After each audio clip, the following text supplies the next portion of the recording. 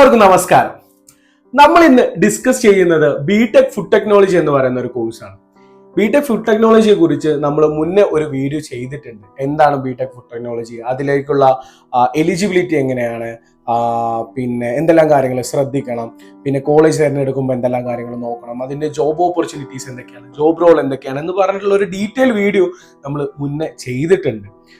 So അതിനൊരു second പാർട്ടായിട്ടാണ് നമ്മൾ ഈ ഒരു വീഡിയോ ചെയ്യുന്നത്. സെക്കൻഡ് പാർട്ട് എന്ന് പറഞ്ഞു കഴിഞ്ഞാൽ നമ്മൾ ഈ വീഡിയോ ചെയ്ത് കഴിഞ്ഞതിന് ശേഷം നമുക്ക് ഏറ്റവും കൂടുതൽ വരുന്ന എൻക്വയറി എന്ന് പറയുന്നത് ഇതിൽ എന്താണ് പഠിക്കുന്നത്, BSc ഫുഡ് കെമിസ്ട്രി തമ്മിലുള്ള വ്യത്യാസം എന്താണ്, എങ്ങനത്തെ സബ്ജക്റ്റാണ് നമ്മൾ ഇതിലോട്ട് നമുക്ക് ഉള്ളത് എന്ന് ചോദിച്ചിട്ടുള്ള ഒരുപാട് എൻക്വയറീസ് നമുക്ക് വരുന്നുണ്ട്. അപ്പൊ നമ്മൾ ഈ വീഡിയോയിൽ നമ്മൾ ഉദ്ദേശിച്ചിട്ടുള്ളത് ഇതിന്റെ ഒരു സിലബസ് ഒന്നുകൂടെ ഫോക്കസ് ചെയ്ത് കണ്ട് ഒരു പ്രസന്റ് ചെയ്യാനാണ് നമ്മൾ ഉദ്ദേശിക്കുന്നത്. ഇപ്പൊ നമ്മൾ ഈ വർഷത്തെ ഒരു 2024 ഒരു സ്കീം പ്രകാരം അപ്ഡേറ്റ് ചെയ്തിട്ടുള്ള ഒരു യൂണിവേഴ്സിറ്റി സിലബസ് വെച്ചിട്ടാണ് നമ്മൾ ഈ ഒരു വീഡിയോ ചെയ്യുന്നത്. അപ്പൊ നിങ്ങളിപ്പോ കേരളത്തിൽ പഠിച്ചോട്ടെ, അല്ലെങ്കിൽ കേരളത്തിന് പുറത്ത് ബാംഗ്ലൂരോ അല്ലെങ്കിൽ തമിഴ്നാടോ വേറെ എവിടെയെങ്കിലും പഠിച്ചോട്ടെ, ആൾമോസ്റ്റ് ഈ ഒരു സിലബസിന്റെ ഒരു 80% സിമിലർ ആയിരിക്കും. അപ്പൊ നിങ്ങളുടെ ഒരു വീഡിയോ ത്രൂ ഔട്ട് നിങ്ങൾ കണ്ടു കഴിഞ്ഞാൽ എന്താണ് നിങ്ങൾ ഈ 4 വർഷത്ത് ബിടെക് ആണ്, 4 വർഷമാണ്, എന്താണ് നിങ്ങൾ ഈ ഒരു 4 വർഷം 8 സെമസ്റ്ററുകളായിട്ട് നിങ്ങൾക്ക് പഠിക്കേണ്ടത്, ചെയ്യേണ്ടത് എന്നതിനെ കുറിച്ചുള്ള ഒരു സിമ്പിൾ ആയിട്ടുള്ള ഒരു ഐഡിയ നിങ്ങൾക്ക് കിട്ടും. ഞാൻ ഈ വീഡിയോ ചെയ്യുന്നത് +2 കഴിഞ്ഞിട്ടുള്ള കുട്ടികൾക്ക് വേണ്ടിയിട്ടാണ്. അപ്പൊ ഞാൻ കുറച്ചൊരു സിമ്പിൾ ആയിട്ടാണ്, ഒരു സിമ്പിൾ ഒരു എക്സ്പ്ലനേഷൻ പോലെയാണ് ഞാൻ ഈ വീഡിയോ ചെയ്യാൻ ഉദ്ദേശിക്കുന്നത്. ഈ വീഡിയോ കണ്ടു കഴിഞ്ഞിട്ട് നിങ്ങൾക്ക് ഡൗട്ട് ഉണ്ട് എന്നുണ്ടെങ്കിൽ തീർച്ചയായിട്ടും നിങ്ങൾക്ക് കോൺടാക്ട് ചെയ്യാവുന്നതാണ്. അപ്പൊ നമുക്ക് ആ കോഴ്സിന്റെ സിലബസിലോട്ടാണ് നമ്മൾ ഡയറക്റ്റ് നോക്കുന്നത്. ഞാൻ പറഞ്ഞ 4 വർഷത്തെ കോഴ്സാണ്, 8 സെമസ്റ്ററിലായിട്ടാണ് നിങ്ങൾ ഈ കോഴ്സ് പഠിച്ചു തീർക്കേണ്ടത്. അതിൽ ഒന്നാമത്തെ വർഷം വരുന്നത്, വർഷം 2 സെമസ്റ്റർ ആണ് വരുന്നത്. ഒന്നാമത്തെ വർഷം നമുക്ക് ഒരുപാട് കോമൺ പേപ്പേഴ്സ്, എല്ലാ ബിടെക്കിലും നിങ്ങൾ പഠിക്കുന്ന common papers, common engineering, core എഞ്ചിനീയറിംഗിന്റെ ബേസിക് പേപ്പേഴ്സ് നിങ്ങൾ പഠിക്കേണ്ടതായിട്ട് വരും. ഇതാണ് ആക്ച്വലി ബിടെക് എന്ന് പറയുന്ന ഒരു സ്ട്രീമിന്റെ ഭയങ്കര ഒരു ബ്യൂട്ടി ആയിട്ടുള്ള ഒരു സംഗതി. നമുക്കുള്ള സബ്ജക്ട് മാത്രം പഠിച്ചു പോവല്ല, നമ്മുടെ സബ്ജക്ട് പഠിക്കുകയും കൂടെ ഉള്ള കോർ ആയിട്ടുള്ള എഞ്ചിനീയറിംഗ് സബ്ജക്ട്സ് നമ്മൾ പഠിക്കുകയും നമ്മൾ പഠിച്ചിട്ടുള്ളത് എങ്ങനെ ഇതിലോട്ട് റിലേറ്റ് ചെയ്യാം എന്നുള്ളതൊക്കെ നമ്മൾ ത്രൂ ഔട്ട് നമ്മുടെ ഈ ഒരു 4 ഇയറിൽ നമുക്ക് പഠിക്കാൻ, അത് ചെയ്ത് നോക്കാനുള്ള ഒരു അവസരം നമുക്ക് കിട്ടും. അത് ഇൻട്രസ്റ്റോട് പഠിക്കുകയാണെങ്കിൽ നല്ല രീതിയിൽ മുന്നോട്ട് കൊണ്ടുപോകാൻ കഴിയുന്ന ഒരു സ്ട്രീമാണ് ബിടെക് എന്ന് പറയുന്നത്. അപ്പൊ നമുക്ക് normally first year physics, chemistry, mathematics papers, എന്തായാലും ഒരു കോമൺ ഫിസിക്സ്, ബേസിക് ഫിസിക്സ്, അങ്ങനെ എന്താണ് അതിന്റെ പേര്, ഫിസിക്സ്, കെമിസ്ട്രി, മാത്തമെറ്റിക്സ് ആൾമോസ്റ്റ് ആദ്യത്തെ 4 സെമസ്റ്ററിലും നിങ്ങൾക്ക് മാത്തമെറ്റിക്സ് ഉണ്ടാവും. അത് നിങ്ങൾ ഏത് എഞ്ചിനീയറിംഗിന്റെ സ്ട്രീം എടുത്തു കഴിഞ്ഞാലും ഇപ്പോൾ കാൽക്കുലസ് എന്നൊക്കെ പോലെ ഒരു 4 പേപ്പേഴ്സ് വരുന്നുണ്ട്. ഈ 4 പേപ്പേഴ്സ് നിർബന്ധമായിട്ടും നിങ്ങൾക്ക് ഈ 4 സെമസ്റ്ററിൽ ഉണ്ടാവും. പുറമെ ഫിസിക്സ്, കെമിസ്ട്രീന്റെ ഓരോ പേപ്പേഴ്സ് നിങ്ങൾക്ക് ആദ്യത്തെ 2 സെമസ്റ്ററിലായിട്ട് നിങ്ങൾക്ക് വരും. അല്ലാണ്ട് നിങ്ങൾക്ക് basics of mechanical, basics of civil, basic of electrical തുടങ്ങിയിട്ടുള്ള കോർ എഞ്ചിനീയറിംഗ് പേപ്പേഴ്സിന്റെ ഒരു ബേസ് പേപ്പേഴ്സ് നിങ്ങൾക്ക് പഠിക്കാനുണ്ടാവും. അതുപോലെ തന്നെ CS-ന്റെ ഒരു പേപ്പർ ഉണ്ട്. അത് നോർമലി ഇപ്പോൾ C++ന്റെ ഒക്കെ ഒരു ബേസ് പേപ്പറാണ് നോർമലി നമുക്ക് അവിടെ പഠിക്കാൻ ഉണ്ടാവുക. +1 +2 കമ്പ്യൂട്ടർ സയൻസ് എടുത്തവർക്ക് അറിയുണ്ടാവും C++ പേപ്പർ. സോ അവര് +1 +2 പഠിച്ചതിന്റെ ആൾമോസ്റ്റ് അത്രയൊക്കെ തന്നെ നമുക്ക് ബിടെക്കിലും പഠിക്കാൻ ഉണ്ടാവുള്ളൂ. ആ ഒരു ലെവലേ വരുള്ളൂ. പിന്നെ അതിന്റെ അഡ്വാൻസ് കാര്യങ്ങൾ പഠിക്കണം എന്നുണ്ടെങ്കിൽ ബിടെക് കമ്പ്യൂട്ടർ സയൻസ് എടുത്തവർക്ക് അങ്ങനെ പഠിച്ചു പോകാം. സോ ഇതിന്റെ ഒരു ബേസിക് പേപ്പേഴ്സ് നമുക്ക് പഠിക്കാൻ കഴിയും. ഇത് എന്തിനാന്ന് വെച്ച് കഴിഞ്ഞാൽ നമ്മൾ ഫുഡ് ടെക്നോളജിയിൽ ഇപ്പോൾ ഒരുപാട് സബ്ജക്ട്സും കാര്യങ്ങളും പഠിച്ച്, അല്ലെങ്കിൽ കുറെ ഐഡിയാസും കാര്യങ്ങളും പഠിച്ച് അത് നമുക്ക് മറ്റൊരു എഞ്ചിനീയറിംഗ് ഫീൽഡുമായിട്ട് ഇത് കണക്ട് ചെയ്യാൻ കഴിയോ ഇല്ലയോ നമുക്ക് അറിയണമെന്നുണ്ടെങ്കിൽ ആ ഒരു എഞ്ചിനീയറിംഗ് ഫീൽഡ്സിന്റെ ഒരു ബേസിക് ആയിട്ടുള്ള ഐഡിയ നമുക്ക് നിർബന്ധമായിട്ടും ആസ് എ എഞ്ചിനീയർ നമുക്ക് വേണ്ടതാണ്. അതുകൊണ്ടാണ് ഇതിന്റെ ഒരു ബേസിക് പേപ്പേഴ്സ് നമ്മൾ പഠിക്കുന്നത്. അതുപോലെ തന്നെ ഫസ്റ്റ് ഇയേഴ്സിൽ നോർമലി നമുക്കിപ്പോ മെക്കാനിക്കലിന്റെ ചെറിയ ലാബ് ഉണ്ടാവലുണ്ട്, സിവിലിന്റെ ചെറിയ ലാബ് ഉണ്ട്, സെറ്റിങ്ങും കാര്യങ്ങളൊക്കെ, മെക്കാനിക്കലിന്റെ ചെറിയ കാർപ്പൻട്രി, ഷീറ്റ് വർക്ക്, ലെയ്ത്ത് ഇത്തരത്തിലുള്ള കുറച്ച് ബേസിക് ലാബും നമുക്ക് ഫസ്റ്റ് ഇയറിൽ ഉണ്ടാവലുണ്ട്. അത് കഴിഞ്ഞ് നമ്മൾ സെക്കൻഡ് ഇയറിലോട്ട് കടക്കുമ്പോൾ, അങ്ങനെ ഫസ്റ്റ് ഇയർ കഴിഞ്ഞ് സെക്കൻഡ് ഇയറിലോട്ട് കടക്കുമ്പോഴാണ് നമ്മുടെ ഫുഡ് ടെക്നോളജി എന്ന് പറയുന്ന ആ ഒരു ഫീൽഡിലോട്ട് നമ്മൾ കാര്യമായിട്ട് ഇറങ്ങുന്നത്. കൂടുതൽ സബ്ജക്ട്സ് വരുന്നത് അപ്പോഴാണ്. ഞാൻ പറഞ്ഞ പോലെ തന്നെ S3-ലും S4-ഉം സെമിസ്റ്റർ 1 സെമിസ്റ്റർ 2 നമ്മളിങ്ങനെ S1 S2 S3 S4 അങ്ങനെയാണ് നോർമലി ബിടെക്കിന്റെ ഒരു ഇതിൽ നമ്മൾ വിളിക്കാറുള്ളത്. സോ നമ്മൾ S3-ലോട്ട് വരുമ്പോൾ, 3rd സെമിസ്റ്ററിലോട്ട് വരുമ്പോൾ മാത്സിന്റെ ഒരു പേപ്പർ എന്തായാലും ഉണ്ടാവും. അതുപോലെ തന്നെ ഫുഡ് തെർമോഡൈനാമിക്സ് എന്ന് പറയുന്ന ഒരു പേപ്പർ ഉണ്ടാവും. തെർമോഡൈനാമിക്സ് എന്ന് പറഞ്ഞു കഴിഞ്ഞാൽ നമ്മളിപ്പോൾ ഓരോ ബോഡിയിലുള്ള എനർജി, ഇപ്പോൾ ഹീറ്റ് തുടങ്ങിയിട്ടുള്ള അത്തരത്തിലുള്ള എനർജിന്റെ ഡിഫറെന്റ് ഫോം, അതിന്റെ ട്രാൻസ്ഫർ കാര്യങ്ങൾ തുടങ്ങിയിട്ടുള്ള ഒരു കാര്യങ്ങളാണ് നമ്മൾ പഠിക്കുന്നത്. ഈ തെർമോഡൈനാമിക്സ് എന്ന് പറയുന്നത് ഇപ്പോൾ മെക്കാനിക്കലൊക്കെ എടുത്തു കഴിഞ്ഞാൽ വളരെയധികം ഇമ്പോർട്ടന്റ് ആയിട്ട് വരുന്ന ഒരു പേപ്പറാണ് തെർമോഡൈനാമിക്സ് എന്ന് പറയുന്നത്. സോ ആ തെർമോഡൈനാമിക്സിന് നമ്മുടെ ഈ ഒരു ഫുഡ് റിലേറ്റഡ് ആയിട്ടുള്ള നമ്മുടെ ഈ ഒരു ഏരിയയിലോട്ട് വരുന്ന അതിൽ അപ്ലിക്കബിൾ ആയിട്ടുള്ള കണ്ടന്റും കാര്യങ്ങളാണ് ഈ ഫുഡ് തെർമോഡൈനാമിക്സ് എന്ന് പറയുന്ന പേപ്പറിൽ നമുക്ക് പഠിക്കാനുള്ളത്. അത് കഴിഞ്ഞാൽ നമ്മൾ തേർഡ് സെമസ്റ്ററിൽ പഠിക്കേണ്ട മറ്റൊരു ഇമ്പോർട്ടന്റ് പേപ്പറാണ് ഫുഡ് മൈക്രോബയോളജി എന്ന് പറയുന്ന പേപ്പർ. സോ നമ്മൾ മൈക്രോബയോളജി, മൈക്രോ ഓർഗാനിസം, ഇപ്പോൾ മൈക്രോസ്കോപ്പ് ഉണ്ട്, അല്ലെങ്കിൽ ഫെർമെന്റേഷൻ ഉണ്ട്, ഇത്തരത്തിലുള്ള കാര്യങ്ങൾ, ഫുഡ് റിലേറ്റഡ് ആയിട്ടുള്ള കാര്യങ്ങൾ, ഫുഡും ഈ മൈക്രോബയോളജിക്കൽ അല്ലെങ്കിൽ മൈക്രോബിയൽ ആക്ടിവിറ്റീസ് ഫുഡിന്റെ അകത്ത് എങ്ങനെയാണ് വരുന്നത് കാര്യങ്ങളെല്ലാം നമുക്ക് ഡീറ്റെയിൽ ആയിട്ട് ഈ ഒരു പേപ്പറിൽ ഉണ്ടാവും. അതുപോലെ തന്നെ ഫുഡ് റിലേറ്റഡ് ആയിട്ടുള്ള ഒരുപാട് ടെസ്റ്റുകളും കാര്യങ്ങളുണ്ട്. സോ ഈ ടെസ്റ്റ് ഓരോന്നും എങ്ങനെയാണ് കണ്ടക്ട് ചെയ്യേണ്ടത് എന്നുള്ളതിന്റെ ഒരു ബേസിക് കാര്യങ്ങളെല്ലാം നമ്മൾ ഈ ഒരു പേപ്പറിലാണ് നമ്മൾ പഠിക്കാനുള്ളത്. അത് കഴിഞ്ഞിട്ട് ഫുഡ് പ്രോസസിംഗ് എഞ്ചിനീയറിംഗ് എന്ന് പറയുന്ന ഒരു പേപ്പർ കൂടി ഈ ഒരു സെമസ്റ്ററിൽ വരുന്നുണ്ട്. ഫുഡ് പ്രോസസിംഗ് എഞ്ചിനീയറിംഗ് ഇപ്പോൾ different type of food processing ഉണ്ട്. ഇപ്പോൾ നമ്മളെ പാസ്റ്ററൈസേഷൻ, നിങ്ങൾക്കറിയാം പാല് ഡയറി ആയിട്ടുള്ള പ്രോഡക്ട്സ് ചെയ്യുന്നത്, അല്ലെങ്കിൽ ബേക്കിംഗ് ഉണ്ട്, അല്ലെങ്കിൽ നമ്മുടെ ഈ ഫുഡ് ക്ലീനിങ് ഉണ്ട്. അതുപോലെ തന്നെ മെയിൻ ആയിട്ട് ഫുഡ് ഗ്രേഡിംഗ് ഉണ്ട്. ഇപ്പൊ നമുക്കിപ്പോ ഫോർ എക്സാമ്പിൾ ഒരു ആപ്പിൾ എടുക്കുകയാണെങ്കിൽ first quality, second quality, third quality. So ഇത് എന്തിന്റെ ബേസിലാണ് നമ്മൾ ഗ്രേഡ് ചെയ്യുന്നത്, ഇത് എങ്ങനെയാണ് ഗ്രേഡ് ചെയ്യുന്നത് തുടങ്ങിയിട്ടുള്ള ഇത്തരത്തിലുള്ള ഈ ഒരു ഫുഡ് റിലേറ്റഡ് ആയിട്ടുള്ള പ്രോസസ്സിംഗ്, ഫുഡ് കാര്യങ്ങൾ പഠിക്കുന്ന ഒരു പേപ്പറാണ് ഫുഡ് പ്രോസസ്സിംഗ് എഞ്ചിനീയറിംഗ് എന്ന് പറയുന്നത്. അപ്പോ ഇതാണ് മെയിൻ ആയിട്ട് നമ്മൾ തേർഡ് സെമസ്റ്ററിൽ പഠിക്കാനുള്ള പേപ്പേഴ്സ്. സോ ഈ തേർഡ് സെമസ്റ്റർ കഴിഞ്ഞാൽ ഫോറിലോട്ട് എത്തും. ഫോർത്ത് സെമസ്റ്ററിൽ ഒബിയസ്ലി ഞാൻ പറഞ്ഞ പോലെ മാത്സിന്റെ ഒരു പേപ്പർ ഉണ്ടാവും. അത് കഴിഞ്ഞാൽ കാര്യമായിട്ട് വരുന്നത് HMT എന്ന് പറയുന്ന മെക്കാനിക്കലിലൊക്കെ നമുക്ക് പഠിക്കാനുള്ള ഒരു പേപ്പറാണ് HMT എന്ന്, ഹീറ്റ് മാസ് ട്രാൻസ്ഫർ എന്ന് പറയുന്ന ഒരു പേപ്പർ ഉണ്ട്. സോ അത് മെക്കാനിക്കലിലൊക്കെ പഠിക്കുന്ന പോലെ ഡീപ്പായിട്ടുള്ള ഒരു പേപ്പർ ആവൂല. അത് ഈ HMT heat mass transfer in food process, നമ്മുടെ ഫുഡ് റിലേറ്റഡ് ആയിട്ട് ഈ അതിന്റെ ഒരു ഭാഗങ്ങളാണ് നമുക്ക് ഡീറ്റെയിൽ ആയിട്ട് പഠിക്കാനുണ്ടാവുക. സോ അത് കഴിഞ്ഞാൽ പ്രോസസിങ് ഓഫ് നമ്മളെ സീരിയൽസ്, പൾസസ്, ഓയിൽ സീഡ്സ്, എണ്ണക്കുരും കാര്യങ്ങളൊക്കെ ഉണ്ടല്ലോ, ഓട്സ് അല്ലെങ്കിൽ അത്തരത്തിലുള്ള ഗോതമ്പ്, ഇത്തരത്തിലുള്ള ഇതിന്റെ ഒരു പ്രോസസ്സിങ്ങും കാര്യങ്ങളും നമുക്ക് ആ ഒരു സെമസ്റ്ററിൽ പഠിക്കാനുണ്ടാവും. അത് കഴിഞ്ഞാൽ ഫുഡ് അനാലിസിസ്, പിന്നെ അത് കഴിഞ്ഞാൽ ഒരു എലക്റ്റീവ് പേപ്പർ ഉണ്ടാവും. ഇത് S3യിലും നമുക്കൊരു എലക്റ്റീവ് പേപ്പർ വരും, നമുക്ക് S4ലും എലക്റ്റീവ് പേപ്പർ വരും. നമ്മൾ ഈ എഞ്ചിനീയറിംഗിന്റെ ഒരു ബ്യൂട്ടി എന്ന് പറഞ്ഞു കഴിഞ്ഞാൽ നമുക്ക് ഒരുപാട് അഡീഷണൽ പേപ്പേഴ്സ് നമുക്ക് പഠിക്കാനുണ്ട്. ഒന്നിപ്പോ സസ്റ്റൈനബിൾ ഡെവലപ്മെന്റ്, സുസ്ഥിര വികസനം എന്നൊക്കെ പറയുന്നത് നമ്മുടെ സൊസൈറ്റിയിലെ കാര്യങ്ങളെല്ലാം നോക്കി നമ്മുടെ വരുന്ന തലമുറക്ക് കാര്യങ്ങൾ ബാക്കി വെച്ചുകൊണ്ട് ആവണം നമ്മളെ ഡെവലപ്മെന്റ്. ഒരു എത്തിക്സ് ഉള്ള ഒരു ഫീൽഡാണ് ഈ ഒരു ഡെവലപ്മെന്റ്, ടോട്ടൽ ഡെവലപ്മെന്റ് എന്ന് പറയും. ഈ ഡെവലപ്മെന്റ് മെയിൻ ആയിട്ട് കോൺട്രിബ്യൂഷൻ കൊടുക്കുന്നത് അതിന്റെ ഒരു ബിഗ് പാർട്ടി എഞ്ചിനീയേഴ്സ് ആണ്. സോ ഒരു സസ്റ്റൈനബിൾ എന്നുള്ള പോയിന്റിൽ നിന്നുകൊണ്ട് വേണം നമ്മൾ ഈ കാര്യങ്ങൾ ചെയ്യാൻ. സോ അതിനെ പറ്റി പറയും, സിമ്പിൾ ആണ്, കോമൺ ആയിട്ടുള്ള ഒരു പേപ്പറാണ് ഈ സസ്റ്റൈനബിൾ ഡെവലപ്മെന്റ് എന്ന് പറയുന്നത്. അതുപോലെ തന്നെ എഞ്ചിനീയറിംഗ് എക്കണോമിക്സ് ഉണ്ട്.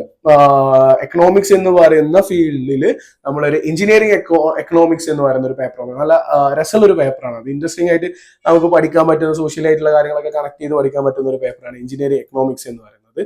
പിന്നെ അല്ലാണ്ട് കുറച്ച് എലക്റ്റീവ് പേപ്പേഴ്സ് ഉണ്ടാവും.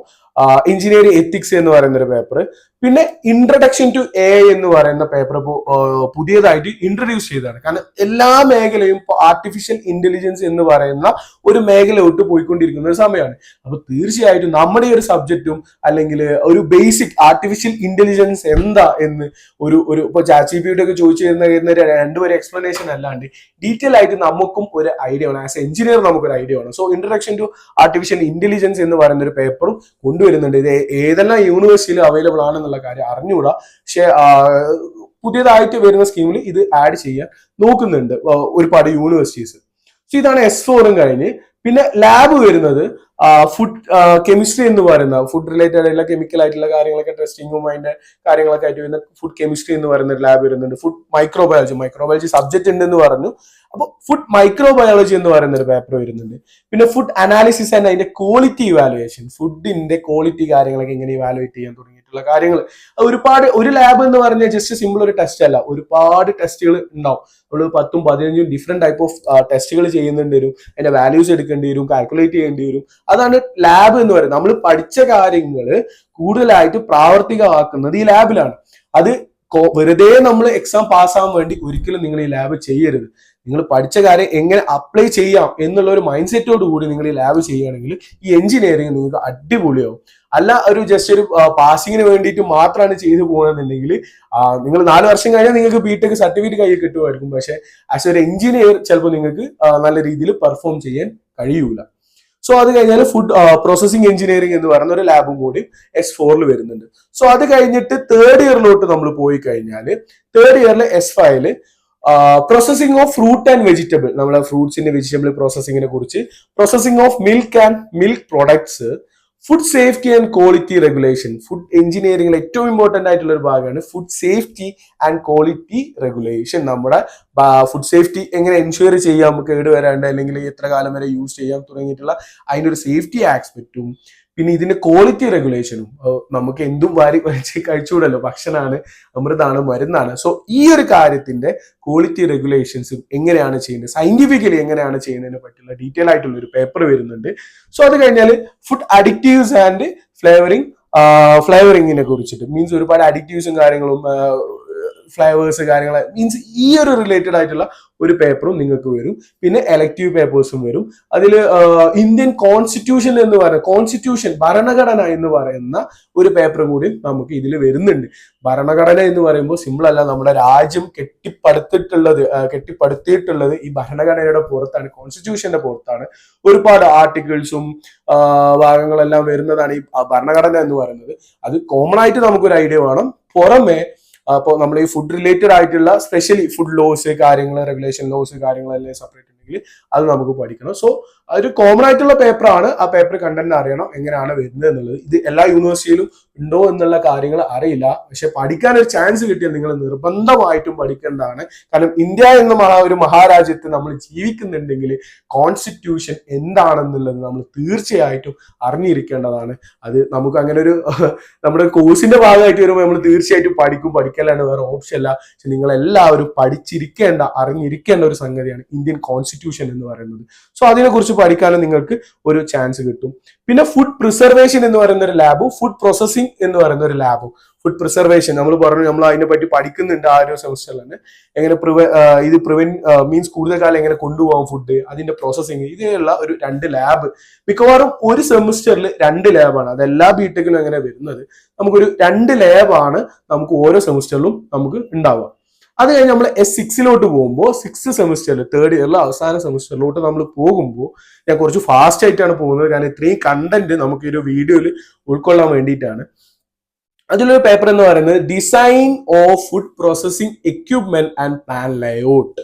ഇത്തരത്തിലുള്ള ഫുഡ് പ്രോസസിംഗ് കമ്പനീസിലാണ് നമ്മൾ ഒബ്വിയസ്ലി ഫുഡ് എഞ്ചിനീയറിംഗ് എന്ന് പറയുന്നത് അല്ലെങ്കിൽ ഗ്രാജുവേറ്റ്സ് എന്ന് പറയുന്നത് ഇത്തരത്തിലുള്ള ഫുഡ് റിലേറ്റഡ് ആയിട്ടുള്ള കമ്പനീസിലൊക്കെയാണ് നമുക്ക് ഓപ്പർച്യൂണിറ്റീസും കാര്യങ്ങളും ഉള്ളത്. പക്ഷെ ഇത്തരത്തിലുള്ള കമ്പനീസ് എങ്ങനെയാണ് ഡിസൈൻ ചെയ്യേണ്ടത്, അതിന്റെ എക്യുപ്മെന്റ്സ് എങ്ങനെയാണ് ഡിസൈൻ ചെയ്യേണ്ടത്, അതിന്റെ പ്ലാനിന്റെ ലേഔട്ട് എങ്ങനെ ആയിരിക്കണം, നമുക്ക് തോന്നിയ പോലെ ചെയ്യാൻ കഴിയില്ല. അതിന് ഓരോ ഇതുണ്ട്. ഇപ്പോൾ പ്രോസസ്സിങ് എവിടെയാണ്, അതിന്റെ R&D ഇവിടെ ആയിരിക്കണം, അതിന്റെ പ്രിസർവേറ്റിംഗ് ഇവിടെ ആയിരിക്കണം, അതിന്റെ പാക്കേജിങ് ഇവിടെ ആയിരിക്കണം. ആ പാക്കേജിങ് ആവുമ്പോൾ അതിന് ഇത്തരത്തിലുള്ള കാര്യങ്ങൾ അവിടെ മെയിൻറ്റെയിൻ ചെയ്യണം. അതിന്റെ ടെമ്പറേച്ചർ സെറ്റിങ്ങും കാര്യങ്ങളും ഉണ്ട്. നമ്മൾ ജസ്റ്റ് ഒരു ഷെഡ് ഉണ്ടാക്കി അതിന് കീഴിൽ ജസ്റ്റ് എന്തെങ്കിലും ചെയ്യാന്ന് പറയുന്ന അല്ല ഫുഡ് ഇൻഡസ്ട്രി. ഭയങ്കര ഒരുപാട് റെഗുലേഷൻസ് ഉള്ളതും. ഇപ്പോൾ മേ ബി ഇന്ത്യയിലൊക്കെ ചിലപ്പോൾ റെഗുലേഷൻസ് കുറച്ച് കുറവായിരിക്കും. പക്ഷെ ഇൻ ഫ്യൂച്ചർ ഒരുപാട് വരാൻ പോകുന്ന ഒരു ഏരിയയാണ് ഈ ഫുഡ് റിലേറ്റഡ് ആയിട്ടുള്ള ഇൻഡസ്ട്രി എന്ന് പറയുന്നത്. ഡേ ബൈ ഡേ അത് സ്ട്രിക്റ്റ് ആയി വന്നുകൊണ്ടിരിക്കുകയാണ്. അപ്പോൾ പുറത്തോട്ട് പോയി കഴിഞ്ഞാലും മീൻസ് ഓരോ രാജ്യത്തിനും അതിൻ്റെതായിട്ടുള്ള റെഗുലേഷൻസും കാര്യങ്ങളായിരിക്കും. പക്ഷെ ഏതെല്ലാം ആസ്പെക്റ്റിലാണ് ഈ കാര്യങ്ങൾ നോക്കുന്നത് എന്നുള്ളത് നമുക്കൊരു ഐഡിയ വേണം. സോ അത് ആ ഒരു പേപ്പറിൽ നമുക്ക് വരും. പിന്നെ അടുത്തൊരു ഇൻട്രസ്റ്റിംഗ് ആയിട്ടുള്ള ഒരു പേപ്പറാണ് മീറ്റ്, ഫിഷ്, പോൾട്രി പ്രോസസ്. നമ്മളെ ഇറച്ചി, മീന്, കോഴി, മത്സ്യം തുടങ്ങിയിട്ടുള്ള കാര്യങ്ങളുള്ള പ്രോസസ്സിങ്ങും കാര്യങ്ങളും. പിന്നെ എലക്റ്റീവ് ആയിട്ടുള്ള കുറച്ച് പേപ്പേഴ്സ് വരുന്നുണ്ട്.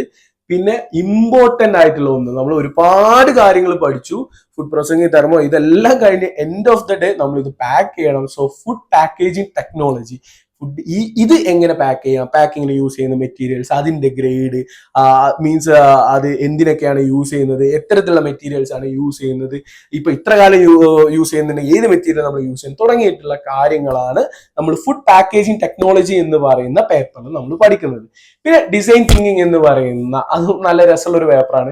ഡിസൈൻ തിങ്കിങ് എന്ന് പറയുന്ന ഒരു കോമൺ പേപ്പറും ഉണ്ട്. അത് ഈ ഫുഡ് റിലേറ്റഡ് ആയിട്ടുള്ള അത് എല്ലാ എഞ്ചിനീയറിംഗ്, ഇപ്പൊ ഇതിൽ എലക്റ്റീവ് ആയിട്ടൊക്കെ പറഞ്ഞുള്ള പേപ്പേഴ്സ് എല്ലാ എഞ്ചിനീയറിംഗ് എഞ്ചിനീയറിംഗിലും വരാറുള്ള പേപ്പേഴ്സ് ആണ്. മേ ബി യൂണിവേഴ്സിറ്റീസ് അനുസരിച്ച് ഒരു പേപ്പർ അങ്ങോട്ടോ ഇങ്ങോട്ടോ അല്ലെങ്കിൽ അതിന്റെ പേരോ ചിലപ്പോൾ അങ്ങോട്ടും ഇങ്ങോട്ടും മാറിയെങ്കിലും ആൾമോസ്റ്റ് ഈ പേപ്പേഴ്സ് നമ്മൾ നിർബന്ധമായിട്ട് പഠിക്കേണ്ടതാണ്. അത് കഴിഞ്ഞ് S6 വരുന്ന ലാബ് എന്ന് പറയുന്നത് modelling and simulation of food processing lab. പിന്നെ നിങ്ങൾക്കൊരു മിനി പ്രൊജക്ട് ഉണ്ടാവും. അടുത്തത് 4th ഇയറിലോട്ട് നിങ്ങൾ കഴിഞ്ഞാൽ ഇന്റേൺഷിപ്സ് ആണ്. ഇന്റേൺഷിപ്പ് നിർബന്ധമായിട്ട് നിങ്ങൾ ചെയ്യേണ്ടി വരും. അതിന്റെ ഗൈഡ് ലൈൻസും കാര്യങ്ങളും ഇത്ര മാസം, ചില യൂണിവേഴ്സിറ്റി 15 ദിവസം to 1 month, ചില സ്ട്രിക്ട്ലി 2 month ആണ്. അത് ഡിപ്പെൻഡിങ് അപ്പോൺ യൂണിവേഴ്സിറ്റീസ് ആണ്. സോ ഇന്റേൺഷിപ്പ് നിർബന്ധമായിട്ടും ഫുഡ് റിലേറ്റഡ് ആയിട്ടുള്ള കമ്പനിയിൽ നിങ്ങൾ ചെയ്യേണ്ടതാണ്. പിന്നെ നോർമലി S7 S8 പല യൂണിവേഴ്സിറ്റിയിലും ആണെങ്കിലും ഒരുപാട് പേപ്പറിന്റെ എണ്ണം കുറവായിരിക്കും. നോർമലി നമുക്കൊരു 6 പേപ്പർ 2 ലാബാണ് വരുന്നത് എന്നുണ്ടെങ്കിൽ നമുക്ക് പ്രൊജക്റ്റും ഇന്റേൺഷിപ്പും തുടങ്ങാനുള്ളത് കൊണ്ട് തന്നെ നമുക്ക് പേപ്പേഴ്സിന്റെ കൗണ്ട് കുറവായിരിക്കും. 4th ഇയർ നമ്മുടെ മെയിൻ ഫോക്കസ് എന്ന് പറയുന്നത് ഒന്ന് ഇന്റേൺഷിപ്പ്, അത് കഴിഞ്ഞാൽ പ്രൊജക്റ്റ് എന്ന് പറയുന്നതാണ് നമ്മൾ ഇമ്പോർട്ടന്റ് ആയിട്ട് നമ്മൾ അതിന്റെ ഒരു ഫോക്കസ് പോവാം. അപ്പോൾ S7 ഇന്റേൺഷിപ്പിന്റെ അതിന്റെ ഒരു അവസാനം നമ്മൾ ചെയ്ത് കഴിഞ്ഞിട്ട് റിപ്പോർട്ട് സബ്മിറ്റ് ചെയ്യണം. അതിന്റെ ഒരു വൈവ പോലെ ഉണ്ടാവും, പ്രസന്റേഷൻ ഉണ്ടാവും, അത് കഴിഞ്ഞ് എലക്റ്റീവ്, പിന്നെ ഒരു ഓപ്പൺ എലക്റ്റീവ്, അത് കഴിഞ്ഞ് മേജർ പ്രൊജക്ടിന്റെ, ഞാൻ പറഞ്ഞല്ലോ പ്രൊജക്റ്റ് ആണ് മെയിൻ. ഇതിന്റെ ഒരു ഫസ്റ്റ് ഫേസ്, ഒരു സ്റ്റാർട്ടിങ് ഫേസ് നമ്മൾ അവിടെ സ്റ്റാർട്ട് ചെയ്യും. നമ്മൾ 4th ഇയറിൽ സ്റ്റാർട്ട് ചെയ്യും. നമ്മൾ ഇന്ന ടോപ്പിക്കാണ് എടുക്കുന്നത്, ഇവിടെയാണ് ചെയ്യുന്നത്. അപ്പൊ നമ്മൾ ഗൈഡ് ഉണ്ടാവും, ഗൈഡിനോട് സംസാരിക്കണം. അപ്പൊ ഗൈഡ് പറയും ഇത് പറ്റൂല എന്ന് പറയും, വേറെ വെക്കാൻ പറയും. ഒരു കോമൺ ആയിട്ട് പറഞ്ഞതാണ്. അപ്പൊ നമ്മളൊരു സബ്ജക്റ്റും കാര്യങ്ങളും ഫൈനലൈസ് ചെയ്യുന്നത്, ഞങ്ങൾ ഇതാണ് ചെയ്യാൻ പോകുന്നത്, ഇതാണ് ഞങ്ങളത് എന്ന് പറഞ്ഞ് നമ്മളൊരു ഫൈനലൈസ് ചെയ്യല് ഇതാണ്. പിന്നെ സെം ബ്രേക്ക് ഉണ്ടാവും. സെം ബ്രേക്കിൽ നമുക്ക് ഇന്റേൺഷിപ്പ് കാര്യങ്ങൾ ചെയ്യണം. പിന്നെ അത് കഴിഞ്ഞാൽ S8 വന്നാൽ മീൻസ് കുറച്ച് എലക്റ്റീവ് പേപ്പേഴ്സും പിന്നെ organisation and or behaviour and business management, ഒരു മാനേജ്മെന്റ് പേപ്പർ നമുക്ക് ഉണ്ടാവും.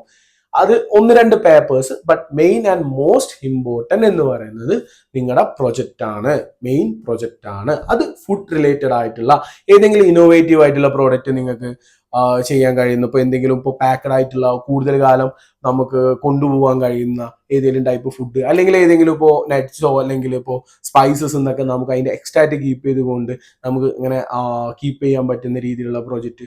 ഇത്തരത്തിലുള്ള ഫുഡ് റിലേറ്റഡ് ആയിട്ടുള്ള ഒരുപാട് ഫുഡ് റിലേറ്റഡ് ആണ്. ഏതെങ്കിലും പുതിയ ഡിഷ് ഉണ്ടാക്കിയല്ല, മീൻസ് അതിലൊരു ഇന്നോവേഷൻ കൊണ്ടുവന്നുകൊണ്ട് നമ്മുടെ നാട്ടുകാർക്കും നമ്മുടെ വീട്ടുകാർക്കും എല്ലാം ഹെൽപ്ഫുൾ ആവുന്ന രീതിയിലുള്ള പ്രൊജക്റ്റ് ആയിട്ട് വരുന്നതാണ് നമ്മുടെ എല്ലാ മീൻസ് ബിടെക് പ്രോജക്റ്റിന്റെ എൻഡ് ഓഫ് ദ ഡേ. അതിന്റെ ഒരു ഉദ്ദേശം എന്ന് പറയുന്നത് ഒരുപാട് പേര് അവർ ചെയ്ത പ്രോജക്റ്റ് പിന്നെ പാറ്റന്റ് ചെയ്യുന്നവരുണ്ട്, അല്ലെങ്കിൽ അതൊരു സ്റ്റാർട്ടപ്പ് ആയിട്ട് തുടങ്ങി ഒരുപാട് ഫണ്ട് ചെയ്യാനൊക്കെ ഒരുപാട്, ഇപ്പൊ കേരള സ്റ്റാർട്ടപ്പ് മിഷൻ, കേരള സർക്കാരിന്റെ കീഴിലുള്ള കേരള സ്റ്റാർട്ടപ്പ് മിഷൻ, അങ്ങനെ അത്തരത്തിലുള്ള സീഡിങ് കമ്പനീസ് ഉണ്ട്, വെഞ്ചർ ക്യാപിറ്റൽസ് ഉണ്ട്, ഇങ്ങനെ ഫണ്ടിങ് എല്ലാം തരുന്ന ഇവരെല്ലാം ഫണ്ട് ചെയ്തുകൊണ്ട് നമുക്ക് നമ്മുടെ ഓൺ പ്രൊജക്റ്റിന് നമുക്കൊരു ഓണ്ടർപ്രണർ ആയിട്ട് നമുക്കൊരു സ്റ്റാർട്ടപ്പ് തുടങ്ങിയുണ്ട്. ഈ കേരളത്തിന്റെ ഒക്കെ ഒരു സ്റ്റാർട്ടപ്പ് എക്കോസിസ്റ്റം എന്ന് പറയുന്നത് നിങ്ങൾ വിചാരിക്കുന്നതിന് അപ്പുറമാണ്. ഈ എഞ്ചിനീയറിംഗ് കോളേജിന്റെ മറ്റൊരു ബ്യൂട്ടി എന്ന് പറയുന്നത് സ്റ്റാർട്ടപ്പ് മിഷന്റെ IEDC പോലെയുള്ള ഒരുപാട് ഫേംസ് ഉണ്ടാവും. IEDC, കേരള സർക്കാരിന്റെ EDC തുടങ്ങിയിട്ടുള്ള. അപ്പോൾ ഒരു കമ്പനി നമ്മൾ പഠിക്കുന്ന സമയത്ത് തന്നെ സ്റ്റാർട്ടപ്പ് ബിൽഡ് ചെയ്യാനോ അതിനുള്ള ഒരു എക്കോസിസ്റ്റം, നിങ്ങൾക്ക് അതിന്റെ എന്തെങ്കിലും പ്രോട്ടോടൈപ്പ് കാര്യങ്ങൾ ഉണ്ടാക്കണം എന്നുണ്ടെങ്കിൽ കേരള സ്റ്റാർട്ടപ്പ് മിഷന്റെ കീഴിലുള്ള ഒരുപാട് ലാബുകളുണ്ട്. അതിനൊരു പേരുണ്ട്, ഞാൻ മറന്നുപോയി. അത്തരത്തിലുള്ള ലാബുകളുണ്ട്. ഇത്തരത്തിലുള്ള അവൈലബിൾ മീൻസ് ഫെസിലിറ്റീസും എല്ലാ കാര്യങ്ങളും നമുക്കുണ്ട്. അപ്പൊ നമുക്കൊരു ഓൺ സ്റ്റാർട്ടപ്പ് അല്ലെങ്കിൽ ഒരു ഓൺ പ്രൊഡക്റ്റ് ആയിട്ടൊക്കെ നിങ്ങൾക്ക് മുന്നോട്ട് പോകണമെന്നുണ്ടെങ്കിൽ നിങ്ങളുടെ പ്രോജക്റ്റ് നിങ്ങൾക്ക് മുന്നോട്ട് പോകുന്നതാണ്, നിങ്ങൾക്ക് കൊണ്ടുപോകുന്നതാണ്. ഏറ്റവും ഇമ്പോർട്ടന്റ് ആയിട്ടുള്ള ഒരു സംഗതി എന്ന് പറയുന്നത് ഓരോ സെമ്മിന്റെ ഇടയിലും 2 മാസം നമുക്ക് ഇതുണ്ടാവും, സം ബ്രേക്ക് ഉണ്ടാവും. ഈ സം ബ്രേക്കിൽ മേ ബി ഇപ്പൊ KTU, കേരള ടെക്നോളജിക്കൽ യൂണിവേഴ്സിറ്റിയോ അല്ലെങ്കിൽ ഇപ്പൊ നിങ്ങളെ പുറത്താണെങ്കിൽ പുറത്തെ യൂണിവേഴ്സിറ്റിയോ അവരുടെ യൂണിവേഴ്സിറ്റി നോക്കിക്കഴിഞ്ഞാൽ as per guide lines may be നിങ്ങൾക്ക് ഒരു ഇന്റേൺഷിപ്പോ 2 ഇന്റേൺഷിപ്പോ ചെയ്താൽ മതിയായിരിക്കും. പക്ഷെ എൻ്റെ ഒരു സജഷൻ, എൻ്റെ ഒരു ഇതെന്ന് പറയുന്ന ഒരു ഒപ്പീനിയൻ എന്ന് പറയുന്നത് നിങ്ങൾ മാക്സിമം ഇന്റേൺഷിപ്സ് ചെയ്യുക, മാക്സിമം കമ്പനീസിന്റെ ഇന്റേൺഷിപ്പ് ചെയ്യുക. 2 കാര്യങ്ങളാണ് ഇതിൽ നിങ്ങൾക്ക് കിട്ടാൻ പോകുന്നത്. ഒന്ന്, നിങ്ങൾ ഒരു ഇൻഡസ്ട്രിയൽ എക്സ്പീരിയൻസ്, ഒരു എക്സ്പോഷർ നിങ്ങൾക്ക് കിട്ടും. എന്താണ് ഈ കോഴ്സ് പഠിച്ചിട്ട് ഇൻഡസ്ട്രിയിൽ വരുന്നത്, നിങ്ങൾ പഠിക്കുന്നതും ഇത് ഒരു ജോബിലോട്ട് പോകുമ്പോൾ എന്താണ് ഒരു ഗ്യാപ്പ് നിങ്ങൾക്ക് റെഡ്യൂസ് ചെയ്യാൻ കഴിയും. നിങ്ങളുടെ ഒരു എക്സ്പെക്ടേഷനിൽ ഒരുപാട് മാറ്റങ്ങൾ നിങ്ങൾക്ക് വരാൻ കഴിയും. ഇതാണ് ഇന്നത്തെ ഇൻഡസ്ട്രിക്ക് വേണ്ടത്. ഇത്തരത്തിലുള്ള ജോബ് റോളാണ് ഇവിടെ ഇൻഡസ്ട്രിയിൽ ഉള്ളത്, അല്ലെങ്കിൽ ഇതാണ് ഇവിടെ നടക്കുന്നത്. അപ്പൊ എനിക്ക് ഇത്രത്തോളം ചേഞ്ചസ് 4 കൊല്ലം കൊണ്ട് വരണം എന്നുള്ള ഒരു കാര്യം അല്ലെങ്കിൽ ഒരു ഐഡിയ നിങ്ങൾക്ക് ഓൺ ക്രിയേറ്റ് ചെയ്യാൻ കഴിയും. അതാണ് ഇന്റേൺഷിപ്പ് ചെയ്യുന്നതിനുള്ള ഒരു മെയിൻ ആയിട്ടുള്ള ഒരു ഉദ്ദേശം. നിങ്ങൾക്കൊരു ചേഞ്ച് വരുത്താൻ കഴിയും. ഇപ്പൊ നിങ്ങൾ ചിലപ്പോൾ വേറെ എന്തെങ്കിലും ഒരു എക്സ്പെക്ടേഷനിലേക്കാണ് ഇപ്പൊ നമ്മൾ ഇതെല്ലാം പഠിച്ചിട്ട് ഇത് നേരെ കൊണ്ട് അപ്ലൈ ചെയ്യുന്നു, ചിലപ്പോൾ അതാവൂല അവിടെ നടക്കുന്നത്, വേറെ എന്തെങ്കിലും പുതിയ ടൈപ്പ് ഇന്നോവേഷൻ ആയിരിക്കും, അല്ലെങ്കിൽ അവർ കുറച്ച് ലാഗിങ് ആയിരിക്കും അവരുടെ ടെക്നോളജിയിലും കാര്യങ്ങളും. അപ്പൊ നിങ്ങൾ പഠിക്കുന്ന കാര്യങ്ങൾ എങ്ങനെ അവിടെ അപ്ലൈ ചെയ്യാൻ കഴിയും, അപ്പൊ അതിനെന്തെങ്കിലും സൊല്യൂഷൻ കഴിയാൻ കഴിയും. അപ്പൊ ആ ഒരു ഐഡിയ വേണം നിങ്ങൾക്ക് നിങ്ങളുടെ പ്രൊജക്റ്റിൽ വേണമെങ്കിൽ ഉൾപ്പെടുത്തുക, അതാക്കാൻ നിങ്ങളുടെ പ്രൊജക്ട് ഐഡിയ. ഇങ്ങനെയാണ് നമ്മളൊരു ഇന്റേൺഷിപ്പിൽ നിന്ന് നമുക്ക് കിട്ടുന്ന ഒരു ഐഡിയ. മറ്റൊരു കാര്യം എന്ന് പറയുന്നത്, ഇപ്പൊ നിങ്ങളൊരു കോഴ്സ് പഠിച്ചിറങ്ങിയോണ്ട് നിങ്ങൾക്ക് ആര് ജോബ് കൊണ്ടൊന്നും തരൂല. ജോബ് മാർക്കറ്റ് ഇപ്പൊ ഒരു 2 ജോബ് ഓപ്പണിംഗ് ഉണ്ടെങ്കിൽ ഇപ്പൊ നിങ്ങളുടെ ക്ലാസ്സിൽ ഒരു 60 ഇൻടേക്കിംഗ് ഉണ്ടെങ്കിൽ 60 എഞ്ചിനീയേഴ്സ് ആണ് ഒരു വർഷം നിങ്ങളുടെ കോളേജിൽ നിന്ന് പാസ് ഔട്ട് ആവുന്നത്. ചിലപ്പോൾ ഒരു കമ്പനിയിൽ 2-3 വേക്കൻസി ഉണ്ടാവുള്ളൂ. ഈ 60 ആളുടെ കയ്യിലും കോമൺ ആയിട്ടുള്ളത് പാസ്സായ എല്ലാ പേപ്പേഴ്സും കറക്റ്റ് സപ്ലൈ ഒന്നും ഇല്ലാതെ പാസ്സായി കഴിഞ്ഞാൽ 60 പേരിലെ കയ്യിലുള്ളത് എന്താണ്? ബിടെക് സർട്ടിഫിക്കറ്റ് ആണുള്ളത്. പിന്നെ എന്തുകൊണ്ട് നിങ്ങൾക്ക് ആ 2 പേരെ അവരെങ്ങനെ ഓപ്റ്റ് ചെയ്യും? എല്ലാവരുടെ കയ്യിലും കോമൺ ആയിട്ട് സർട്ടിഫിക്കറ്റ് ഉണ്ട്. അവരെ നോക്കുക നിങ്ങളുടെ കമ്മ്യൂണിക്കേഷൻ സ്കില്ല്, പിന്നെ നിങ്ങൾക്ക് അഡീഷണൽ എന്തെങ്കിലും ചെയ്തിട്ടുണ്ടോ, ഇന്റേൺഷിപ്പ് ചെയ്തിട്ടുണ്ടോ, പഠിക്കുന്ന സമയത്ത് തന്നെ ഇതിനെന്തെങ്കിലും സമയം കണ്ടെത്തിയിട്ടുണ്ടോ തുടങ്ങിയ എക്സ്ട്രാ എന്തെല്ലാം കാര്യങ്ങൾക്ക് നിങ്ങൾക്ക് ആഡ് ചെയ്യാൻ കഴിയും. നിങ്ങൾ ഇതിനെക്കുറിച്ച് സംസാരിക്കുക. അവരൊരിക്കലും തെർമോഡൈനാമിക്സിൽ ഏതെങ്കിലും ലോ HMT ഏതെങ്കിലും ഇക്വേഷൻ ആവില്ല അവർ ചോദിക്കുക. ഇൻഡസ്ട്രിയൽ റിലേറ്റഡ് ആയിട്ടുള്ള ക്വസ്റ്റ്യൻസ് നിങ്ങൾക്ക് ചോദിക്കുള്ളൂ അവർ. അതിന് നിങ്ങൾക്ക് ആൻസർ ചെയ്യാൻ കഴിയുന്നുണ്ടെങ്കിൽ നിങ്ങൾ ഒരു ഇൻഡസ്ട്രിയൽ എക്സ്പോഷർ തീർച്ചയായിട്ടും നിങ്ങൾക്ക് കിട്ടേണ്ടതാണ്. അത് കിട്ടണം എന്നുണ്ടെങ്കിൽ തീർച്ചയായും മാക്സിമം ഇന്റേൺഷിപ്സ് നിങ്ങൾ ചെയ്യേണ്ടതാണ്. സോ ഒരുപാട് കാര്യങ്ങൾ നമ്മൾ ഡിസ്കസ് ചെയ്ത് കുറച്ച് ഫാസ്റ്റ് ആയിട്ടാണ് സംസാരിച്ചിട്ടുള്ളത്. നമ്മൾ മാക്സിമം കാര്യങ്ങൾ ഉൾക്കൊടുത്താൻ ശ്രമിച്ചിട്ടുണ്ട്. അപ്പോൾ ഈ ഒരു കോഴ്സ് എന്താണ്, ഡീറ്റെയിൽ ആയിട്ട് പഠിക്കേണ്ടത് എന്താണെന്ന് സിമ്പിൾ ആയിട്ടുള്ള ഒരു എക്സ്പ്ലനേഷൻ ആണ് നമ്മളൊരു വീഡിയോയിൽ ഉദ്ദേശിച്ചിട്ടുള്ളത്. ഇത് ഹെൽപ്ഫുൾ ആയെന്ന് നമ്മൾ കരുതുന്നുണ്ട്. നിങ്ങളുടെ അതൊരു ഫസ്റ്റ് ട്രൈ ആണ് ഇത്തരത്തിലുള്ള ഒരു വീഡിയോ. നോർമലി നമ്മൾ എല്ലാ കോഴ്സും ജസ്റ്റ് ഒരു എക്സ്പ്ലെയിൻ ചെയ്ത് പോകുന്ന ഒരു രീതിയാണ്. അതിന്റെ ഒരു സിലബസിലോട്ട് ഇറങ്ങിക്കൊണ്ട് ഒരു എക്സ്പ്ലനേഷൻ നമ്മൾ ആദ്യമായിട്ടാണ് നമ്മുടെ ഈ ഒരു ചാനലിൽ ചെയ്യുന്നത്. അപ്പൊ തീർച്ചയായും ഈ ഒരു വീഡിയോയുടെ സജഷൻസ് നമുക്ക് തീർച്ചയായിട്ടും വേണം. അപ്പോ എല്ലാവർക്കും ഈ ഒരു വീഡിയോ ഇഷ്ടപ്പെട്ട് എന്ന് വിചാരിക്കുന്നു. ഇഷ്ടപ്പെട്ടെങ്കിൽ തീർച്ചയായിട്ടും അത് അറിയിക്കുക, ഇഷ്ടപ്പെട്ടില്ലെങ്കിലും അത് തീർച്ചയായിട്ടും നമ്മളെ അറിയിക്കുക. അപ്പോൾ ഇതുപോലുള്ള മറ്റൊരു വീഡിയോ ആയിട്ട് നമുക്ക് പിന്നീട് കാണാം. അതുവരേക്കും ബൈ.